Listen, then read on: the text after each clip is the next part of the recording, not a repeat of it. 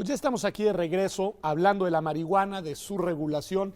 Ambos me decían que la sanción penal, la prohibición, no les parece una política pública adecuada para enfrentar el tema. Me parece que sobre ese acuerdo podemos entonces pensar juntos cómo debería de ser el diseño de una política pública ya no prohibicionista, sino en la que cada individuo, con información, nos decía Ingrid Brena, pueda de manera autónoma decidir si consume o no consume cualquier tipo de droga, que ese era un poco el punto que también tú enfatizabas, no solo la marihuana, Ricardo. Bueno, a ver, ¿cómo entonces, desde un punto de vista congruente, con una visión, digamos, ética del asunto, debería de diseñarse una política pública para este tema?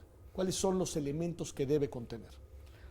Como bien decía Ingrid, una información, pero una información sobre la situación científica de datos, no una información sesgada en donde se pone énfasis en los daños, ¿no? Si haces esto, te puede pasar todo esto. O sea, no. Primero, una política a cargo del Estado de información objetiva. Objetiva. Segundo, pues quitar la prohibición, no nada más quitarla, sino regular entonces el uso de las drogas. A ver, entonces quitas la prohibición, ya no está en los códigos penales, Ya pero no está. entonces tienes que crear una regulación alternativa. Claro. ¿Cuáles serían algunas de las piezas de esa regulación? Lo que se hace con las drogas legales, que son mucho más dañinas, como el alcohol y el tabaco, es el ejemplo que todo el Y mundo son tenemos mucho que más acudir. dañinas que la marihuana, se da para subrayar. No hay ninguna duda de que son más dañinas, ¿no? Bueno, el tabaco, en fin, no vale la pena profundizar pero sí en hay eso, que subrayarlo, porque luego hay mucha confusión y mucho prejuicio alrededor del tema. En términos de adicción, de generación de adicción, el tabaco es la droga, la nicotina, la más adictiva que se conoce. Okay. El alcohol también es mucho más adictivo que la marihuana. Entonces, ¿qué se ha tratado? Bueno, cuando el siglo pasado la prohibición del alcohol en Estados Unidos, pues todas las consecuencias que eso tuvo. Eso mismo está pasando con las drogas ahora. Es decir, la prohibición resulta absolutamente contraproducente, ¿no? Porque lo único por los que hace efectos colaterales. Los efectos colaterales. Entonces, informar, y al igual que se hace con una droga, hay muchas drogas que actúan sobre el sistema nervioso central, que se recetan y que son extraordinarias. Los ansiolíticos, los antidepresivos. Medicamentos, sí, medicamentos, simplemente la anestesia, ¿no? Bueno, entonces, si todas estas drogas no se pueden usar así nada más, ¿no? Y uno, para comprar un antidepresivo, necesita uno la receta. Pero para el tabaco y el alcohol no. ¿Por qué? Pues porque esas se usan con fines placenteros, recreativos, ¿no? El alcohol y el tabaco pues se consume por el placer por que el causa, ¿no? Por bueno, pues todas estas drogas yo creo que así deben considerarse, ¿no? ¿Cómo se regula? Pues al igual que se está regulando el tabaco y el alcohol, que no se vendan a menores de edad, que no se vendan en todas partes. Que no se fume en público. El alcohol, ese sí puede ser en público, pero ya se regula el alcoholímetro. Sí, que no puedas manejar cosas, después ¿no? Que de puedas que está. manejar así. Entonces, pues que se haga lo mismo. Entonces es despenalización, regulación, información, y yo emplearía la palabra información a educación, ¿no? Okay. Es decir, educar en el sentido de que desde que se enseña la biología y se enseña la fisiología, pues cómo actúan las drogas, por qué unas drogas son medicinales, por qué unas son veneno, por qué unas matan. Y en este contexto de educación, pues que la gente tome la droga que se le da la gana mientras no cause daño a los demás, es decir, mientras no maneje ebrio o igual con cualquier otra droga, ¿no? Ingrid, a mí me gustaría adicionar todo esto que dice Ricardo, que me parece correctísimo. La regulación tiene que ver con la siembra, con la distribución, con la comercialización, porque tú no puedes nada más enfocarte al consumidor y no ver todos los procesos anteriores de producción de la droga, porque si no, ¿qué va a pasar? Que ese consumidor obviamente va a conseguir la droga, y recordemos que el consumidor en esta época es el último eslabón del narcotráfico, porque el que consume la droga si no la sembró en su jardín, pues de alguna manera es parte de la cadena del narcotráfico. Entonces el Estado debe de tomar las medidas necesarias para que esto no ocurra, para que la persona que tenga acceso a la droga lo tenga de una manera legal. Sí.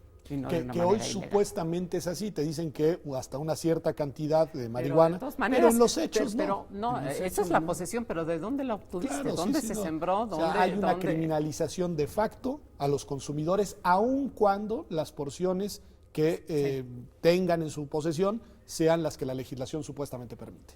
Y esto aplica a las otras drogas, porque estos cuadros sí se puede, no son nada más la marihuana, sino también la cocaína y hasta la metanfetamina, sí se puede tener una cantidad de acuerdo a las leyes mexicanas actuales.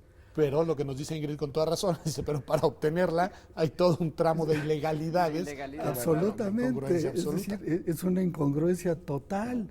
Ni siquiera es cosa de ética, sino de simple lógica, de simple sentido común. Se puede tener 5 gramos de marihuana, pero no la puedes cultivar, no la puedes comprar, no la puedes vender y no la puedes transportar. Pero si te encuentro con 6 gramos de marihuana, te meto a la cárcel. No, definitivamente es una regulación absurda. Y decía con mucha razón Ingrid que se tiene que regular todos los tramos. Todos los tramos, claro. Y eso supone legalizar el cultivo, ¿no? Que es entonces dejar de perseguir a quienes cultivan hoy de manera, digamos... O que lo hagan reglamentar, porque mientras el Estado no regule, ¿quién está regulando la producción de marihuana? Pues los cárteles... De marihuana. Son los que están regulando el cártel. Si lo que no regula el Estado y lo deja en manos los deja en manos de la delincuencia. Entonces, ¿qué preferimos? ¿Que todo esto lo esté regulando la delincuencia o que lo regule el Estado? Sí, esta idea de regulación, no con una finalidad, ya lo dijimos, de prohibir, no con una finalidad de liberalizar de manera irracional, sino de dar todos los elementos que permitan tener una política integral para las drogas. Claro. Y hay un elemento que se ha discutido mucho, que de hecho se le echó en cara a la Corte no haberlo tomado en cuenta como supuestamente se debió haber tomado en cuenta, en fin, que es el de la salud pública, Ricardo, es decir, el consumo de drogas, ustedes nos han dicho, de todas, de las legales y de las ilegales, tiene algunos efectos para la salud, sí los tiene, sí, y entonces eso supone, ¿no?, que pues puedes tener una cantidad de personas que están con afectaciones físicas por el consumo de drogas y eso va a tener implicaciones para la salud pública y de alguna manera va a involucrar al Estado. ¿Qué hacer por ahí, Ricardo?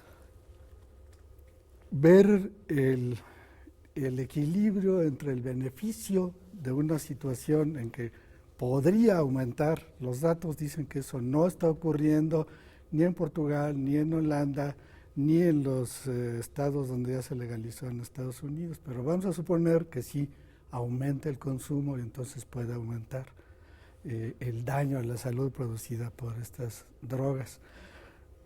Pero si se regulan bien, eso me parece que no necesariamente va a ocurrir. Pero hay que poner el equilibrio entre el daño a la salud pública, que significa la situación actual, contra lo que puede ocurrir si se legaliza y se regula. Acaba de salir un artículo hace 2 semanas muy interesante en la revista Lancet. Lancet es una de las revistas médicas más antiguas y más prestigiadas del mundo. Bueno, como todas son internacionales, pero el origen es Inglaterra. El artículo se llama La salud pública y las drogas y está publicado por la Universidad Johns Hopkins y una comisión especial que hizo la revista Lancet. El artículo tiene 52 páginas, 430 referencias y por el título de salud pública dice que la situación actual en cuanto a la salud pública es la peor. Okay. Que para que haya mejor salud pública deben, y ahí pone una serie de recomendaciones, deben despenalizarse y regularizarse. Desde el punto de vista también de la salud pública. De la salud, ¿por qué? Y ahí lo explica muy bien. Porque los daños que está causando a la salud pública, los crímenes, la corrupción, el narcotráfico, y además no se puede atender a los adictos o a los que toman las drogas. ¿Por qué no se les puede atender? Porque ¿cómo se les va a atender en la cárcel si lo primero que se hace es meterlos a la cárcel? Entonces el artículo es muy interesante porque da un montón de datos en todos los países del mundo, en muchos países, de lo que significa para la salud pública el tener miles de personas en la cárcel que no pueden ser atendidas. Y da datos muy interesantes para las drogas inyectables, cómo esta situación está llevando a que el SIDA, por ejemplo, y la hepatitis C en las cárceles de Estados Unidos no está controlado, porque los drogadictos que se contagiaron por las jeringas, pues se contagian porque como es todo clandestino, todo es prohibido, pues las jeringas van y vienen, no pueden ir a comprar una jeringa nueva y usar la cocaína. Y todos estos argumentos usa este artículo para decir, en cuanto a salud pública, lo peor que puede hacerse es seguir con la prohibición. Porque hacia allá hay una dimensión que ya la apuntó Ricardo, pero que me gustaría escuchar tu opinión, Ingrid, que es los otros efectos colaterales en términos también de disgregación social, de violencia, de eso pues también de muertes, digamos, que tiene la política actual de la legalización, de la prohibición de drogas. Y eso es un muy buen argumento. O sea, vamos a suponer que es malísimo las drogas, es un supón. La pregunta sería, ¿las políticas públicas han reducido en algo el consumo de las drogas? No, para nada. Ni lo han consumido, pero además han incrementado todos estos efectos colaterales que nos tienen sumidos al país en la peor crisis de seguridad, no sé desde hace cuántos años, ¿no? Entonces, por ahí ya está demostrado, ese sí hay una evidencia, que las políticas prohibicionistas no resuelven el problema. Y tienen otros efectos colaterales absolutamente nocivos. Sí, absolutamente. Hay un dato que creo que está mencionado en este artículo, pero que ya se ha mencionado en muchos artículos, la esperanza de vida en México, de acuerdo a estos datos, se ha reducido 10 años, por lo menos en cierta población, por todos los homicidios y los crímenes del narcotráfico. Es la principal causa de muerte para una cierta franja de juventud hoy son los homicidios. Exactamente. Para los jóvenes. Es decir, ligados al narcotráfico al crimen organizado y a la política del Estado para combatirlo, etcétera. Sí. Pero nótese, no porque las drogas causen la muerte, y las drogas, el consumo de las drogas no es lo que reduce la esperanza de vida, sino todo esto que está alrededor. Los crímenes y los homicidios y la corrupción debido a la prohibición. Entonces, me parece muy importante. En las últimas semanas, Ingrid, pues se ha desencadenado meses ya a partir de la sentencia de la Corte, famosa sentencia, un debate público, un debate en distintas sedes, en distintas esferas, aquí mismo, etcétera. Mi pregunta es una pregunta muy general, pero creo que es importante. ¿Cómo has visto ese debate? Es decir, ¿y cómo lo has visto desde la perspectiva de tu ámbito de estudio, que es la bioética? Pues a mí me ha llamado la atención los cambios que he ido percibiendo en personalidades que en un momento eran totalmente refractarios al tema y que decían no a la legalización porque es terrible y es así, pero estaban llenos de prejuicios y de desconocimiento. Yo creo que en la medida que el debate sea abierto y que cada disciplina está aportando sus puntos de vista, los juristas desde los principios de la autonomía y el respeto a la libre decisión de la persona de hacer su proyecto de vida, los puntos de vista de los científicos, como que sí se ha movido la manera de pensar de las gentes. A lo mejor ahorita no están a favor todos de la regulación, pero ya hay dudas y creo que ya a partir de la duda ya hay una apertura. Con eso se gana, y de hecho hay por ahí una iniciativa que presentó el presidente del Senado, senador del Partido Acción Nacional, que sí hay que subrayarlo, y que es una iniciativa que ha generado alguna discusión porque al parecer contiene cosas propositivas e interesantes. Ricardo, ¿has tenido oportunidad de verla? ¿Cuál es tu opinión? Sí, justamente anoche la terminé de leer porque está bastante extensa. Me parece una propuesta de ley excelente. Okay. La exposición de motivos es muy buena porque analiza lo del posible daño, analiza que no ha disminuido el consumo con la prohibición y citando, por supuesto, la sentencia de la Suprema Corte y citando varios artículos en relación con esto de la salud pública, Y la propuesta de ley en sí misma me pareció muy buena. Propone la creación de un instituto sobre la cannabis. Exactamente, un regulador, digamos. Un regulador y otro que haga los estudios. Y está, a mí me gustó mucho esta primera lectura que hice a esta ley, porque justamente regula, dice quién lo puede vender, le da al Estado el monopolio para el consumo, la venta y el consumo de la marihuana, que es lo que está pasando en Uruguay. En Uruguay ya se legalizó y se ha regulado de esta manera. Y es el gobierno el que tiene el monopolio para la venta. Y con un dato, Ingrid, y es la última pregunta porque se nos va el tiempo, nada más tu opinión, que a mí me llamó la atención. El presidente del Senado dice debemos de abandonar las visiones paternalistas y debemos de entrarle a este tema con una visión de libertad responsable. ¿Qué te suena del PAN claro, eso? Bueno, ese es un tema muy de la bioética, ¿no? Cuando se atribuyó a la relación médico-paciente, cuando el médico sabía lo que era bueno para su paciente y era el que le recetaba, nunca escuchaba la opinión del paciente porque él era el único que iba a ver por su bien y por su bienestar.